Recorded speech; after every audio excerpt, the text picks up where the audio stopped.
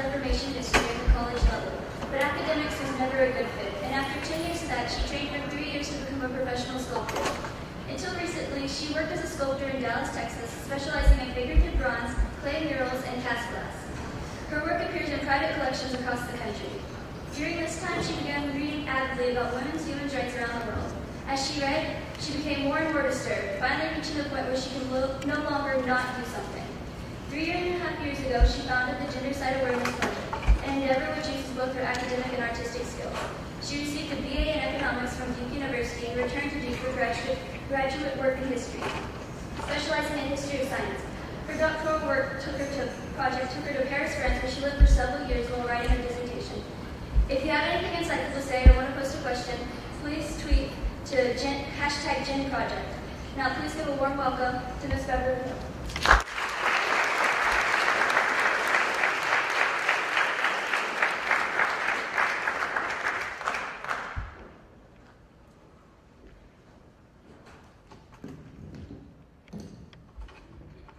Thank you, Kendall, for that nice introduction.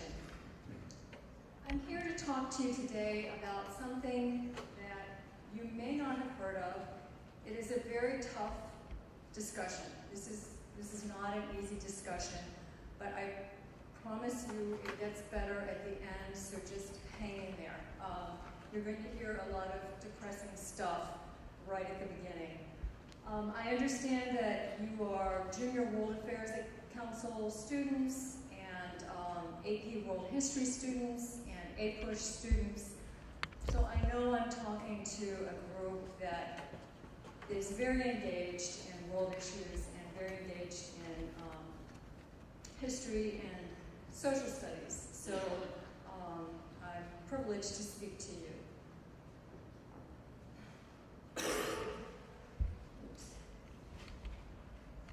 Okay, gendercide. You probably haven't heard the term before. It was coined 25 years ago, and it's a play on the word genocide, but it's gendercide, and it refers to the elimination of females in the world, not as a result of natural causes, tornadoes, earthquakes, mudslides, tsunamis, but as a result of human choice and human behavior.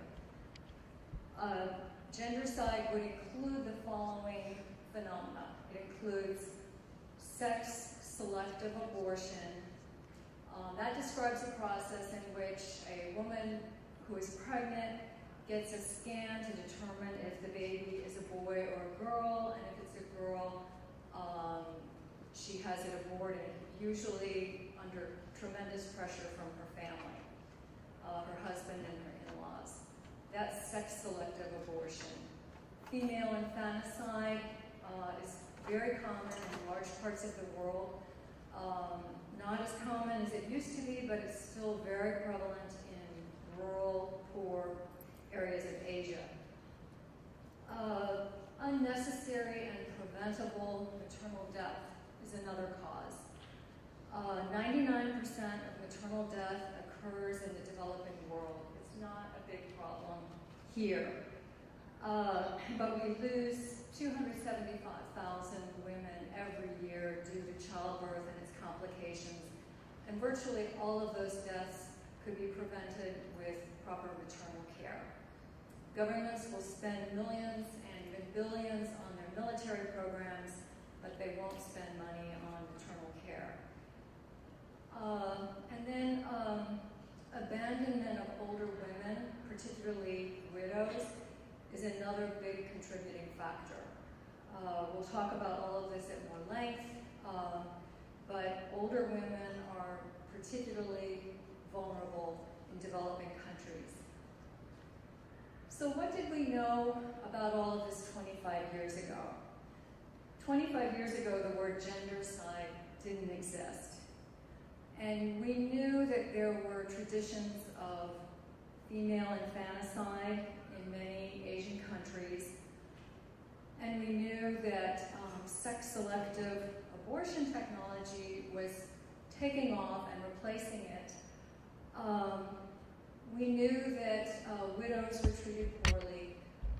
But what we didn't know was that this severe devaluation of women was so systemic that it made a measurable dent in the population. Nobody imagined that could be possible. And then in 1990, a Nobel Prize-winning economist from India published an article in which he estimated that there were roughly 100 million women missing from the world population due to these causes. Now, I don't have time to tell you how that calculation was done. If you want to ask in the question and answer session, please do. I'd be happy to tell you, but it takes a few minutes. But anyway, he published this study estimating that 100 million women were missing due to human choice and human behavior. And very oddly, nobody noticed. Nobody took note. It wasn't in the headlines of the Washington Post or the New York Times or on CNN or any of the major networks. It just sort of passed unnoticed. Even in the academic community, and I was part of it at that time, there was no discussion of it. Very hard to know why, but there wasn't. But at that point in time, the United Nations Population Fund tasked itself with monitoring this problem. And so every 10 years since then, after a world census, they recalculate the number of missing women. So we had a census in 2010.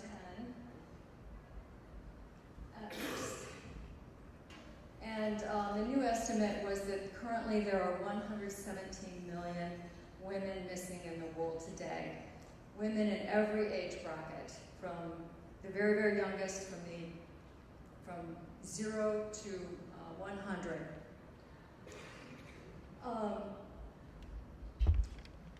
Let's do some comparisons to make sense of that number. That number is so huge, it's almost meaningless. In World War I, we lost 20 million people. That counts both military deaths and civilian deaths.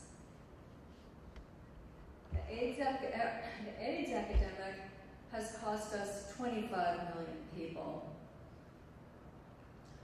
World War II, 70 million, and that includes all of the genocides and the massacres.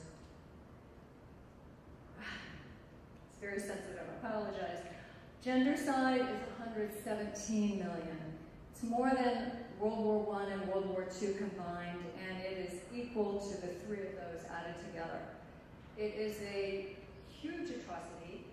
It's no exaggeration to say that this is as big an atrocity as the world has ever seen, and yet nobody knows about it. So why is that? Well, gendercide doesn't occur in a single act of violence that erupts and makes headlines and grabs a lot of attention. It occurs very, very quietly, very privately within the family. And the victims of gendercide are almost completely voiceless. You don't hear their protests. So for this reason, it has passed under the radar and really not gotten the attention that it should have.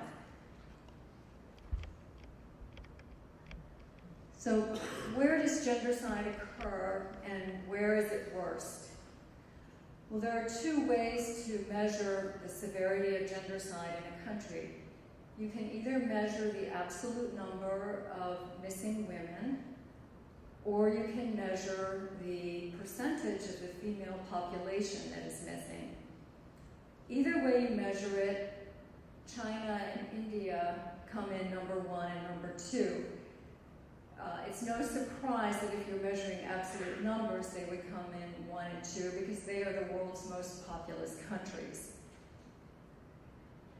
So we have 66 million women of all ages, females, missing in China, and 43 million missing in India. China has lost over 10% of its female population. And if you look at the youngest age bracket in China, which would be females aged 0 to 20, in other words, girls. 14% are missing. That is a huge, huge dent in a population, especially when you multiply it across 1 billion people. India has lost 7% of its female population. Afghanistan also has lost 7% of its female population. There's a critical difference with Afghanistan. Afghanistan is such a poor country that sex-selective abortion technology practically doesn't exist there. So all the deaths of women occurring in Afghanistan are occurring after birth. So Afghanistan is one of the most dangerous countries in the world to be a woman. India is too. So where else does gendercide occur? It occurs in East Asia, we've mentioned China, also in Taiwan and Vietnam and Singapore. It occurs in South Asia, we mentioned India, also in Bangladesh, Nepal, Pakistan, Afghanistan. It occurs in West Asia, or the Middle East, Iran, Syria, Turkey, and very surprisingly, it's very severe in the Caucasus countries of Armenia, Azerbaijan, and Georgia. The sex ratio at birth in Georgia is now as bad as in India. Oh, and Turkey. Turkey also. This may surprise you. It occurs in Southeast Europe, in the Balkan countries, Romania and Albania, Macedonia, Kosovo, and forgotten the last one other. And it occurs throughout Africa, both in North Africa and in sub-Saharan Africa. Now you won't find sex-selective abortion in these countries, but there are many forms of gendercide, each kind of age-specific, and Africa is affected as well. So why is it that girls are so unwanted? The primary reason is that in traditional societies, a family will look to their sons to provide for them in old age. Usually there is no social security. If there is any social security, it's very, very meager. So families will look to sons to provide for them in old age. There's a proverb in India: raising a girl is like watering your neighbor's garden, because your daughter is going to leave your family. She's going to go to her husband's family. She'll marry, and generally in these societies, she'll live with her husband and his parents. And she won't care for her own parents when they're in old age. She'll care for her husband's parents in their old age. So a daughter provides no economic benefit for parents. The second reason is the cost of marrying a daughter, particularly the cost of a dowry. In some of these societies, that can add up to 2 years of the family's income. And it's important to understand that the dowry, I think most of you know, it's a gift or money paid by the parents of the bride to the parents of the groom. It's not just a one-time gift. In many societies, it's an ongoing stream of gifts, and it's expected to continue for the lifetime of the marriage. So in these societies, having a daughter can be an economic disaster. You know that 14, 15 years from now, because they marry them off very young, you're going to have to pay for this huge dowry and the expensive wedding, and then a constant stream of gifts to the in-laws, the groom's parents. On the contrary, if you have a son, you know that in maybe 18 to 20 years, you're going to have a stream of revenue coming in. This is, as you're approaching retirement and getting older, this is going to take care of you in your old age. So people are eager to have sons, not daughters. Son preference, as they call it, is very, very strong. So what happens when you have a society where men greatly outnumber women? Many people wrongly think that if there aren't enough women to go around, the women are in short supply, their status will increase. They'll be in high demand and that will improve their status. Well, in fact, just the opposite occurs. The first thing that you notice is a dramatic increase in sex trafficking. It is no coincidence that the two areas in the world that have the most distorted sex ratio are northwestern India and southeastern China. I mean, they have the most distorted sex ratio, and it is no coincidence that those two areas are hotbeds for sex trafficking, some of the worst in the world, probably the worst. This is the first thing that happens. And it springs up locally to meet local demand, but we live in a globalized world, and very, very quickly, it's globalized. Girls who are trafficked, and occasionally boys, but usually girls who are trafficked locally can be trafficked internationally. And we see that here in the Dallas-Fort Worth area. There's a tremendous amount of global sex trafficking going on, in addition to the domestic sex trafficking.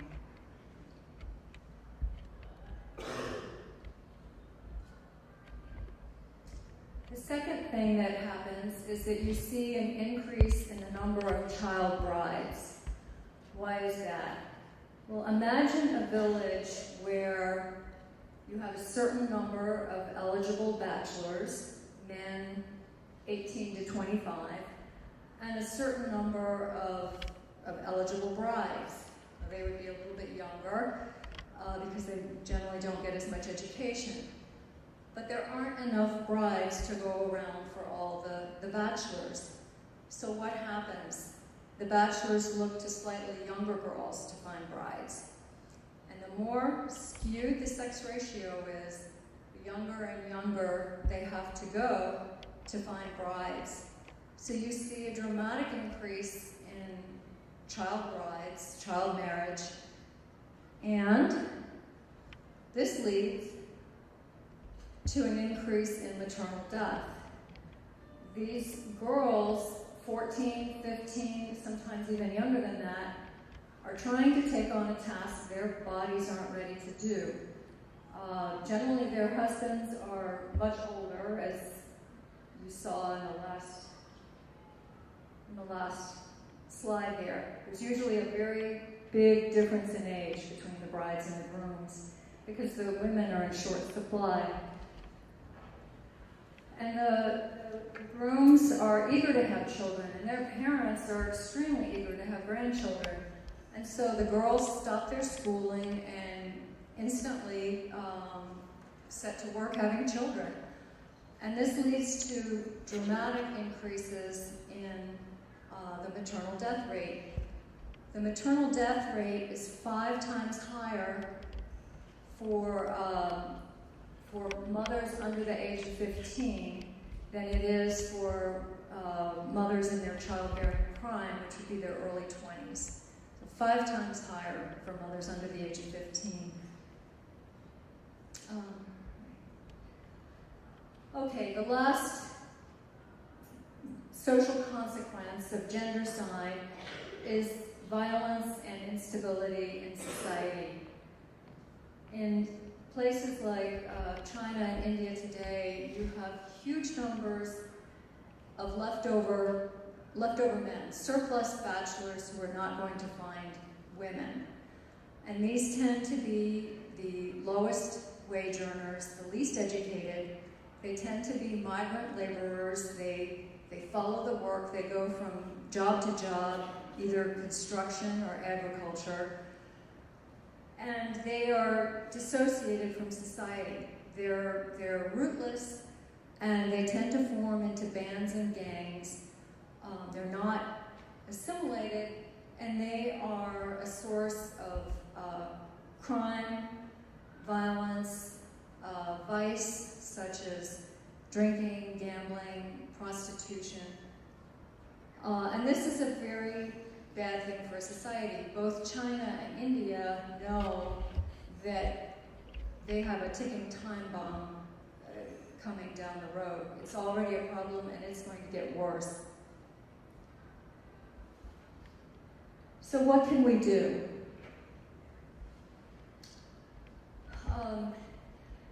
We can take either top-down measures or bottom-up measures. Top-down measures would be government measures, and most governments have done nothing about this. China and India have. India has big billboard campaigns, save the girl child, save the girl child. If you walk down the street in a big city in India, you'll see 2 or 3 of these. They're everywhere. And China has brochures. They've distributed millions and millions of brochures about the value of girls. But unfortunately, these top-down measures have not done any good. In addition, both countries have experimented on a very, very small level with paying stipends to couples who will keep their girl children. But that hasn't worked tremendously well, and it's been abused. You can ask me about that later. So the alternative is bottom-up measures, and that usually involves non-governmental organizations, NGOs, nonprofits, who are over there. Yes? Oh, okay. Okay. Well, I'm gonna finish quickly. Educating girls. Girls are the largest economic resource, unused economic resource that most countries have. Vocational training and microloans to help women start up their own small businesses, and providing maternal health care. Women need to be able to limit the number of children they have, space them as they wish, protect themselves from AIDS, and be able to deliver safely. Okay, I'm going to skip most of the next slides and tell you that our group is creating a very large art exhibit to demonstrate the scale of gendercide. We're collecting 11,700 pairs of baby booties. 80% of them have been made by at-risk women in developing countries. We work with 25 different women's cooperatives around the world, and we pay them a fair wage to sew and knit these baby booties. Each pair represents 10,000 missing women. And we're going to create an art exhibit with them. And we'll switch to the video now, please. And this is what you'll see. Remember, every pair you see, every pair represents 10,000 missing women.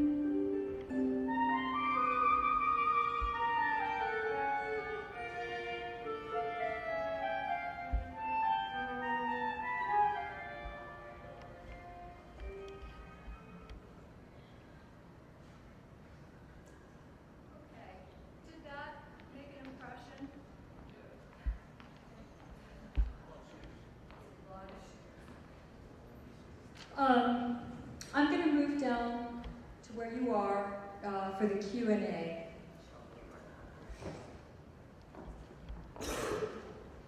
Okay, let's just give a warm round of applause.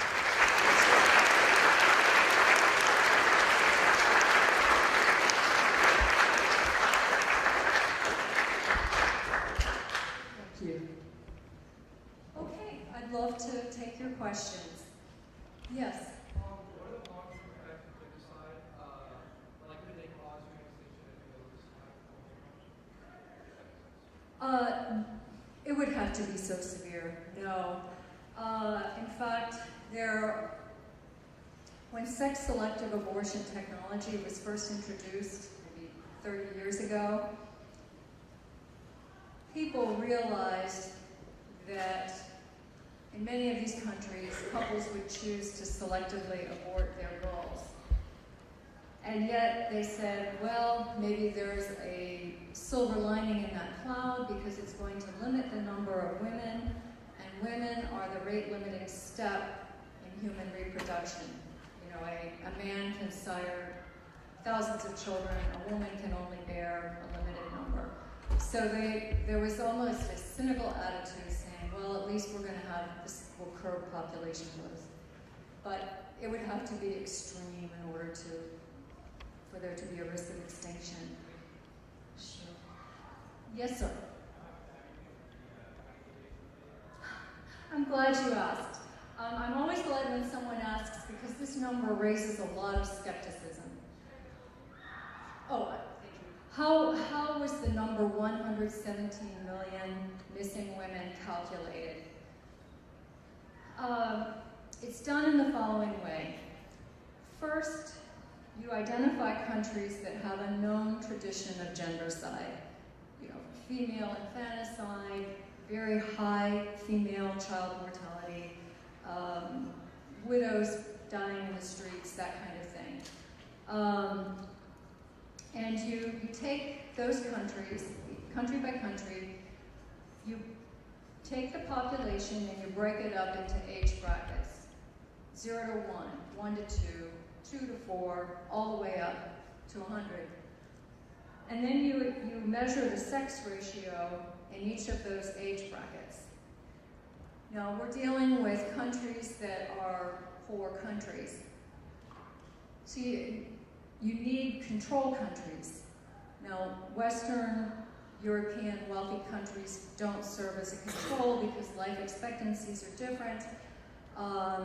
So you identify a group of socioeconomically similar countries, and you do the same thing.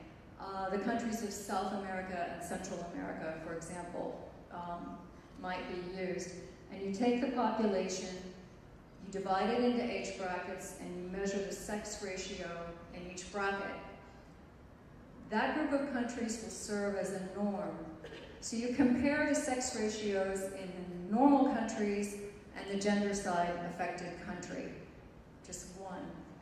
And you can see what the sex ratio ought to be for each age bracket, and you can calculate backwards and determine how many women there ought to be. Does that make sense? Is that clear? Okay. Another question. Oh, yes.